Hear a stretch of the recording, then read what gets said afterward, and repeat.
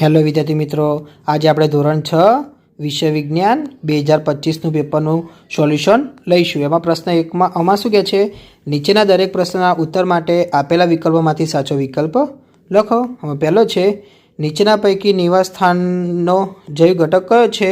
તો જવાબ આવશે સી એટલે કે તાપમાન। બીજો, પર્વતીય વિસ્તારમાં કઈ વનસ્પતિ ઉગે છે? તો કે એ એટલે કે ઓક, પાઇન અને દેવદાર। ત્રીજો, નીચેના પૈકી કયું જળચર પ્રાણી છે? તો કે જવાબ આવશે બી એટલે કે ડોલ્ફિન। ચોથો, શાની શોધ થવાથી ચંદ્રને મંગળ પર જવું શક્ય બન્યું? તો કે એ એટલે કે અંતરિક્ષ યાન। 5, નીચેનામાંથી લંબાઈનો કયો એકમ સૌથી મોટો છે? તો જવાબ આવશે બી એટલે કે કિલોમીટર। 6, ઘડિયાળના લોલકની ગતિ કયા પ્રકારની છે? તો જવાબ આવશે ડી એટલે કે આવર્ત ગતિ। 7, નીચેનામાંથી અપારદર્શક પદાર્થ કયો છે? તો કે સી એટલે કે આરસ પહાણ। 8, નીચેનામાંથી કયા પદાર્થનો પડછાયો પડે નહીં? તો જવાબ આવશે ડી એટલે કે કાચ। 9, વીજ ઉપકરણોને ચાલુ કરવા કે બંધ કરવા માટે શાનો ઉપયોગ થાય છે? તો જવાબ આવશે બી એટલે કે સ્વિચ। 10, ગજિયા ચુંબકનો આકાર કેવો હોય છે? તો કે એ એટલે કે લંબઘન પટ્ટી જેવો। 11, હવામાં ઓક્સિજન વાયુનું પ્રમાણ કેટલા ટકા છે? તો કે એ 21%। 12, વાતાવરણનો કયો વાયુ શ્વસન માટે જરૂરી છે? તો કે સી ઓક્સિજન। વ્યાખ્યા આપો। ચલો, અનુકૂલન છે ભાઈ, એ તો નથી લખી, તમારે જાતે લખી નાખજો વિદ્યાર્થી મિત્રો। બીજી છે બીજી વ્યાખ્યા છે પ્રકાશનું પરાવર્તન, એ મેં નીચે લખેલી છે, તો આવશે કોઈ પણ વસ્તુની સપાટી પરથી પ્રકાશના કિરણની અથડાઈને પાછા ફરવાની ક્રિયાને પ્રકાશનું પરાવર્તન કહે છે।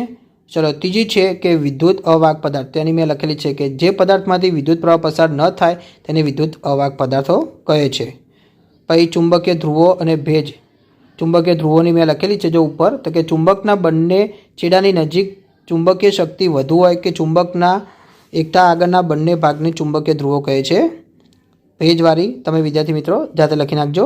ચલો, પ્રશ્ન બીજાનો લઈશું। એમાં શું કહે છે, નીચેના પ્રશ્નોના એક વાક્યમાં ઉત્તર લખો। એમાં પહેલો છે, ફાફડા છોડ કયા પ્રદેશમાં ઉગતી વનસ્પતિ છે? તો જવાબ આવશે સમશીતોષ્ણ। બીજો, વનસ્પતિ પ્રકાશ સંશ્લેષણની ક્રિયામાં કયા વાયુનો ઉપયોગ કરે છે? તો જવાબ આવશે કાર્બન ડાયોક્સાઇડ। ત્રીજો, અવાજની ઝડપ કરતાં વધુ ઝડપે ઉડતા વિમાનોને શું કહે છે? તો જવાબ આવશે સુપરસોનિક વિમાન। ચોથો, પ્રકાશીય પદાર્થો કોને કહે છે? તો કે જે પદાર્થ પ્રકાશ ઉત્સર્જિત કરે છે તેને પ્રકાશીય પદાર્થો કહે છે। 5, પ્રકાશનું સૌથી મહત્વનું કુદરતી ઉદ્ગમ સ્થાન કયું છે? તો જવાબ આવશે સૂર્ય। 6, વિદ્યુત કોષનો ધાતુની ટોપી જેવો ભાગ કયો ટર્મિનલ છે? તો જવાબ આવશે ધન ટર્મિનલ। 7, ટોર્ચ ચાલુ કરતાં તેના બલ્બનો કયો ભાગ પ્રકાશિત થાય છે? તો કે ફિલામેન્ટ। 8, ચુંબકના અસમાન ધ્રુવો કોને કહેવાય છે? તો કે બે ચુંબકના વિરુદ્ધ પ્રકારના એન અને એસ બંને ધ્રુવોને ચુંબકના અસમાન ધ્રુવો કહે છે। 9મો, અજાણ્યા સ્થળે દિશા જાણવા કયું સાધન વપરાય છે? તો કે હોકાયંત્ર। 10, વાતાવરણમાં રહેલો ભેજ કયા સ્વરૂપે જોવા મળે છે? તો કે ધુમ્મસ, ઝાકળ અને હિમ સ્વરૂપે।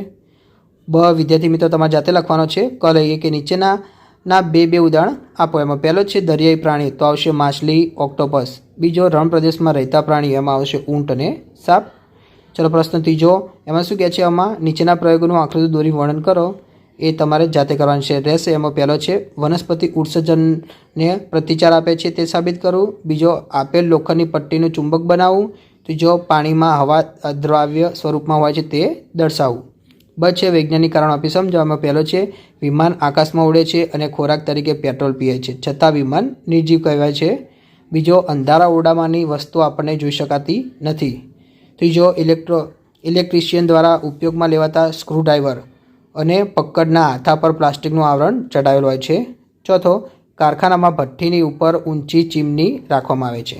પ્રશ્ન ચોથાનો એમાં શું કહે છે, નીચેના પ્રશ્નોના મુદ્દાસર ઉત્તર લખો। એમાં પહેલો છે, માછલીના જળચર પ્રાણી તરીકેના અનુકૂલનો જણાવો। બીજો, ગતિના પ્રકાર ઉદાહરણ આપી સમજાવો। ત્રીજો, ટોર્ચના બલ્બની રચના સમજાવો। છે કે નીચેના પ્રશ્નોના ટૂંકમાં ઉત્તર લખો। એમાં પહેલો છે, એવી બે નિર્જીવ વસ્તુના ઉદાહરણ આપો કે જે સજીવના કોઈપણ બે લક્ષણો ધરાવતા હોય। બીજો, વ્હેલ અને ડોલ્ફિન કેવી રીતે શ્વસન કરે છે? ત્રીજો, સિંહના શિકારી પ્રાણી તરીકે અનુકૂલનો જણાવો। ચોથો, વેદ, હાથ અને પગલાં જેવા માપથી વસ્તુની લંબાઈ ચોકસાઈપૂર્વક માપી શકાય નહીં તે સમજાવો। 5, પડછાયો એટલે શું? પડછાયાના કારણે બનતી મહત્વની ખગોળીય ઘટના સમજાવી તમારે જાતે કરવાની રહેશે। પ્રશ્ન 5નો એમાં કહે છે, નીચેના પ્રશ્નોના ટૂંકમાં ઉત્તર લખો। એમાં પહેલો છે, વિદ્યુત કોષની આકૃતિ દોરી તેના ભાગ જણાવો, એ તમારે જાતે કરવાની રહેશે। બીજો, સમજાવો કે આપેલ આકૃતિમાં દર્શાવેલ સ્થિતિમાં બલ્બ શા માટે પ્રકાશિત થઈ શકતો નથી, એ તમારે સમજાવવાનું રહેશે. ત્રીજો, ચુંબકના સમાન ધ્રુવો એટલે શું? બે ચુંબકો વચ્ચે અપાકર્ષણ ક્યારે થાય છે? ચોથો, ચુંબકના કોઈ પણ બે ગુણધર્મો લખો. 5, વનસ્પતિઓ અને પ્રાણીઓ કઈ રીતે વાતાવરણમાં વાયુની આપલે માટે એકબીજાને મદદ કરે છે? ચલો બ લઈશું. એમાં શું કહે છે? નીચેની વસ્તુઓનું ચુંબકીય વસ્તુઓ અને બિનચુંબકીય વસ્તુઓમાં વર્ગીકરણ કરો. ચલો, દિવાસળી બિનચુંબકીય આવશે, નિકલનું પાણી ચુંબકીય, રેતી બિનચુંબકીય, ટાંકણી ચુંબકીય, પથ્થર બિનચુંબકીય, સોય ચુંબકીય, બોલપેન બિનચુંબકીય અને ચાવી ચુંબકીય. ક છે ખરા ખોટા. એમાં શું કહે છે? નીચેના વિધાનો ખરા છે કે ખોટા તે જણાવો. પહેલો છે મિલીમીટર એ સેન્ટીમીટર કરતાં નાનો એકમ છે, તો આ વિધાન સાચું છે. બીજો, કોઈ પણ વસ્તુનો પડછાયો હંમેશા વસ્તુ જેવો જ હોય છે, તો એનો જવાબ આવશે ખોટું. ત્રીજો, કોઈ પણ ચુંબકને એક જ ધ્રુવ હોઈ શકે નહીં, તો જવાબ આવશે સાચું. ચોથો, હવા જગ્યા રોકતી નથી, તો જવાબ આવશે ખોટું. વિદ્યાર્થી મિત્રો, તમને મારો વિડીયો ગમ્યો હોય તો ચેનલને લાઇક, શેર અને સબસ્ક્રાઈબ કરવાનું ભૂલતા નહીં.